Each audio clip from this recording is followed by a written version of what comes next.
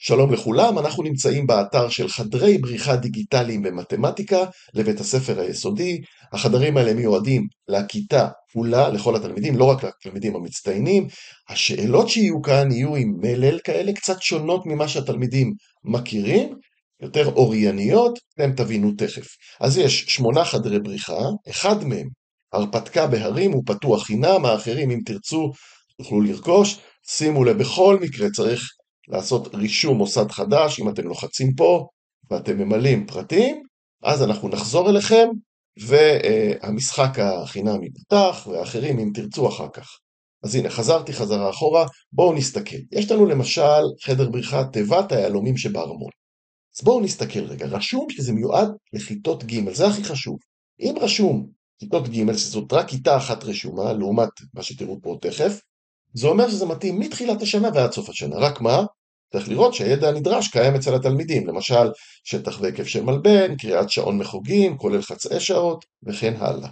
לעומת זאת, אם אנחנו רואים, למשל אוהל החידות של הדוד חיים, שרשום גם כיתה ד', שזה לאורך כל כיתה ד', אבל גם פליש אחרון של כיתה ג', אז אפשר להפעיל את זה בשני המקרים האלה.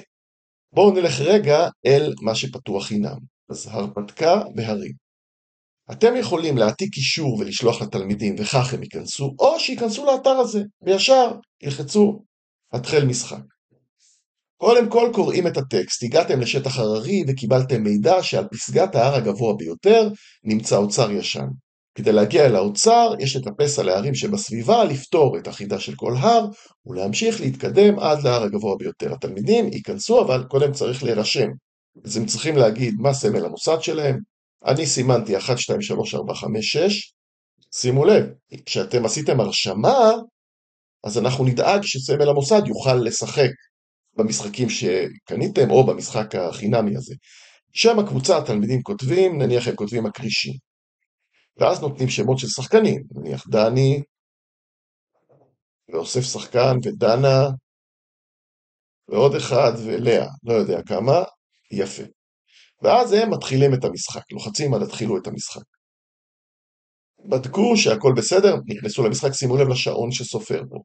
אז תראו, המטרה הכללית היא שהתלמידים יפתרו ויהנו, אבל בכל זאת אפשר הרי לדרג גם מי סיים ראשון.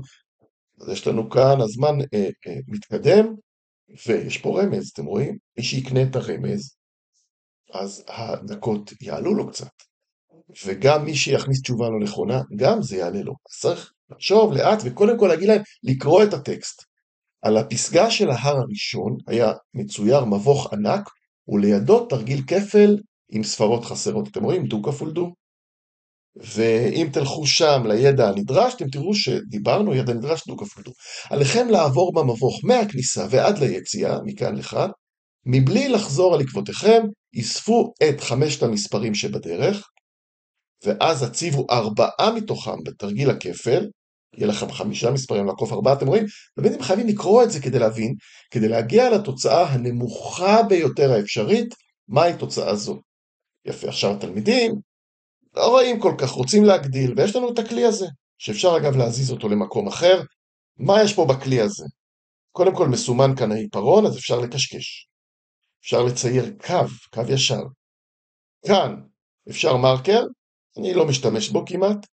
כאן מוחקים, אבל תכף תראו מה הכוונה. פה מבטלים את כל הציור, והכי חשוב הגדלה. אז תלמידים מגדילים לעצמם את זה, לוחצים על הגדלה, ועכשיו הם יכולים להשתמש כאן ולהתחיל. אז אני לוקח את העיפרון, הוא מסומן, ומתחיל. שימו לב, אני הולך, אני צריך למצוא מסלול עד היציאה, נכון? אני הולך לי וכבר עברתי במספר 2, ואני ממשיך וממשיך ועברתי ב5, והמשכתי ועברתי באתי ל4 ונתקעתי. אז אני רוצה למחוק, אני יכול למחוק, מחיקה, פשוט להגיד לתלמידים כזאת, או פשוט, הסימן הזה של החזרה, מחק הכל. עכשיו אני לוקח שוב את העיפרון, עד שהוא מסומן לי, אני מתחיל לרדת למטה, ואז אני עובר ואני אומר, עברתי ב7, יכול גם לסמן את זה כאן.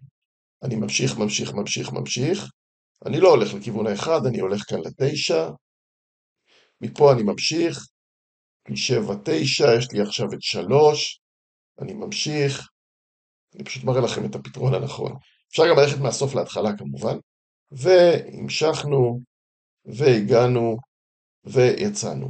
אז המספרים כאן זה 1, 2, 3, 7, 9.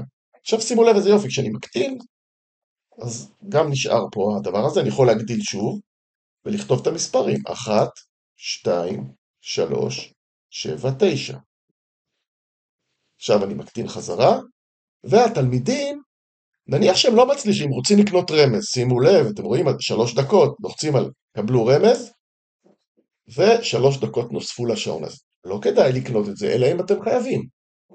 מה אומר הרמז? בוודאי כבר גיליתם שהמספרים הם 1, 2, 3, 7, 9. אם הם לא הצליחו, אז עכשיו גילינו להם. כדי להגיע לתוצאה הנמוכה ביותר, די ברור איזו ספרה צריך להוציא החוצה. זה ברור שזה ה9. אחרי שתוציאו ספרה זו, אתם אמורים להתלבט בין שני תרגילים. יתרו את שניהם, למי מהם יש תוצאה נמוכה יותר. זה מה שאנחנו מחפשים, התלמידים רושמים, הבנתי. שימו לב, הרמז מופיע כאן, הוא נמצא כאן. יש לנו לפעמים הרבה רמזים, יותר מרמז אחד, כי המטרה בסוף שכולם יצליחו, אז הנה הם באים, ואומרים בואו נגדיל, מה אמרו הרמז, את מי זורקים, ברור שאת ה9 זורקים, די ברור ש1 ו2 זה פה, כדי שהתוצאה תהיה קטנה, בעצם ההתלבטות היא בין 3 ו7, ו7 ו3. הם יכולים לפתור את שני התרגילים האלה, דרך אגב, לכתוב פה את 7 לא כדאי. אם אני כותב פה את 7, ה7 נכפל ב20, אני רוצה שהוא יקפל ב10, הוא הגדול.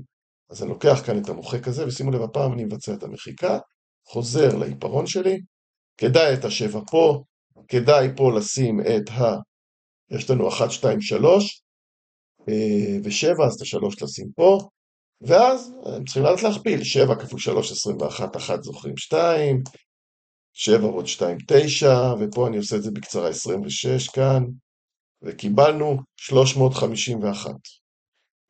תלמידים שמחים מצאו, אבל אם הם רושמים למשל 354, ושולחים את הפתרון, 2 דקות, שימו לב, על רמז 3 דקות, על טעות נוספו 2 דקות, כבר הם ב9 דקות. ולכן, זה שסיימתי מוקדם יותר מאחרים, זה לא אומר שניצחתי, כי יכול להיות, אם זה תחרות, שוב אני אומר, כי יכול מאוד להיות שנוספו לי זמנים, קניתי רמזים, 351, וכן הלאה, שילחו את הפתרון, וברגע שזה זז, ואומר שהתשובה נכונה, נהדר, עברתם את הראשון, התשובה 351, וזהו, הוא עובר לשאלה הבאה. ועושים את זה כך הלאה. אני רוצה עכשיו לצאת רגע ולהראות לכם איך אתם יכולים לראות מה התלמידים שלכם עשו. הרי הם יעבדו עד הסוף, פה יש למשל 2 רמזים, ואנחנו מאמינים שעם הרמזים האלה הם יצליחו לפתור. אז אני עכשיו חוזר אחורה, ואני רוצה להראות לכם איך אתם נכנסים. שימו לב, יש כניסה למנהל, רכז מורה, לוחצים על הכניסה, ועכשיו אתם מכניסים את סמל המוסד שלכם ואת הסיסמה שלכם. אז אני פה פתחתי לדוגמה, אז סמל המוסד שלנו הוא 18, 10, 74. אני רושם את זה פה, רושם גם את הסיסמה, כרגע אותו דבר, 18, 10, 74, וכניסה. נכנסתי, זה סמל המוסד שלי, אני עושה אישור, מוציא את זה, זורק את זה. אוקיי, עכשיו יכול להיות שיש לי הרבה משחקים, אני רוצה לבדוק את הרפתקה ביערים, מה אני רואה? שימו לב, מה אני רואה פה? קודם כל אני מדפדף למטה, אני רואה כתוב לי 6 קבוצות נכנסו, 4 השלימו את המשחק, 2 הם משחקות, אצלכם כנראה שכולם השלימו את המשחק, פשוט זה מה שעשינו עכשיו, ואתם רואים את זה מהמהיר ביותר, רותם, נועם וקרין, 38 דקות 44, ותכף אנחנו נוכל לראות עוד דברים, הנה ה2 המומחים, ככה הם קראו לעצמם, יאללה, הפועל קבוצה אחת, אתם רואים 47, 20, 47, 34 וכך הלאה. עכשיו, אם אני רוצה לראות מה הם עשו, אני יכול להיכנס, לצפות בפרטים של הקבוצה אותי. האם הם קנו רמזים? לא, נכנסתי. הנה, הם זכו מקום ראשון. למשל, בשאלה מספר 1, הם לא קנו רמזים ולא היו להם תשובות שגויות, אבל בשאלה השנייה, הייתה להם תשובה שגויה אחת. אתם רואים שהיא 600. אתם יכולים להיכנס ולראות למה הם ענו 600, מעניין, וכך הלאה. זאת בדיקה ראשונה. אני יכול לחזור לרשימה, חזרתי, אז אני יכול לעבור קבוצה ולראות. קודם כל אני רואה את הסדר שלהם.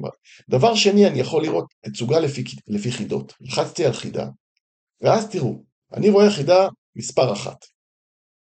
תצוגה לפי חידות. ואז אני יכול לראות, למשל, A1 האלופים, הם קנו רמז אחד. אלה, הייתה להם טעות אחת ולא קנו רמזים. וכך הלאה, אני יכול לעבור על כל חידה וחידה ולראות מה עשו. זהו, אז אתם תוכלו ככה לצפות במה שתלמידים שלכם עשו, ואנחנו מקווים שיהיה לכם מעניין, כי באמת השאלות הן שונות ממה שהתלמידים מורגלים, אנחנו רוצים להכין אותם לסוג כזה של שאלות. אז שיהיה בהצלחה.